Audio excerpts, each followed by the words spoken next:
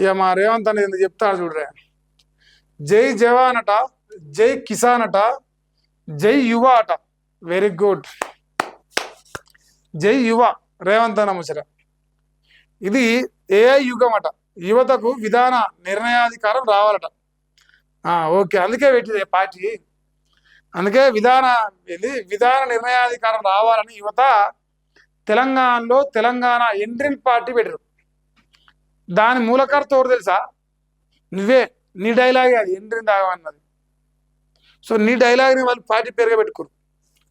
21 ఏళ్ళకే IAS IPS అయినప్పుడు చట్టసభల్లోకి ఎందుకు రాకూడదు? అందుకే వాళ్ళు పార్టీ పెట్టి వస్తామని పెట్టారు. దీనిపై వచ్చే నెల అసెంబ్లీ మండలి జాయింట్ సెషన్ పెట్టి తీర్మానం చేస్తామంట. ఎందుకంటే నా అన్నకు ఇట్లా కింద కుర్చీ కదులుతుంది. ఢిల్లీలో జరిగిన పోవడం చూసినాక అన్నకు కింద కుర్చీ కదిలినట్టు. మరి యువత కోసం అంట ఆలోచన చెప్తాంట. యువత రాజకీయాలకు రావాలంట. అంటే మనవాడు 21 సంవత్సరాలు రావాలా? మనవాడు 21 సంవత్సరాలకు రాజకీయం వచ్చి మనవాడిని ముఖ్యమంత్రి చెప్తే మరి తెలియదు. ఉన్నట్టుంది ఇప్పుడు 4-5 ఏళ్ళు. దీనిపై వచ్చే నెల అన్న ఇక మరి తీర్మానం ఇస్తాడు. చూద్దాం. చట్టాలపై కేంద్రం ఏకపక్ష వైఖరి వీడి జేపీసీ వేయాల్సిందట. డీలిమిటేషన్తో పాటే పోటీకి వయోపరిమితిని తగ్గించాలట. ప్రశ్నించే గొంతులపై కక్ష సాధింపులు ఆపాలట. మీడియాతో సీఎం.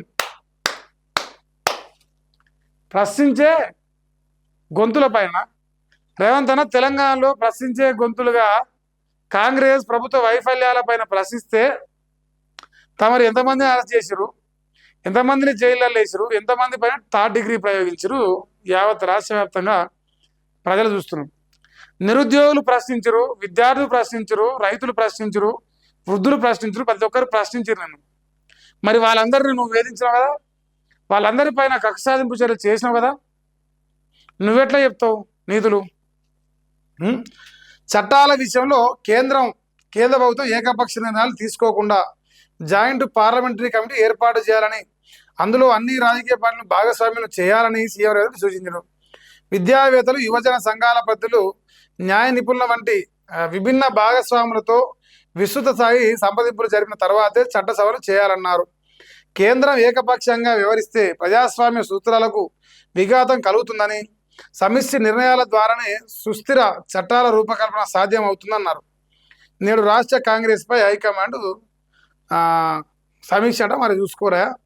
జై జవాన్, జై కిసాన్, జై యువ అన్న స్టేట్మెంట్. ఇప్పుడు అన్న మారిండు. పూర్తిగా రేవంత్ అన్నగా మారిన మన నల్లమల పులి. ఇప్పుడు పులి కాదంట ఆయన, రేవంత్ అన్నే. ఇప్పుడు అన్న ఏం చేస్తాడు? నిరుద్యోగులు దేశంలో ఎట్లయితే వ్యతిరేకంగా తిరుగుబాటు చేసాడు, నా పైన గట్టినే చేస్తాడు భయపడి, యువతకు 21 ఏళ్ళకే రాజకీయాల అవకాశం కల్పించాలి, యువత కోసం కాంగ్రెస్ పార్టీ బరాబర్ నిలబడుతుంది అని సినిమా నడిపిస్తాను.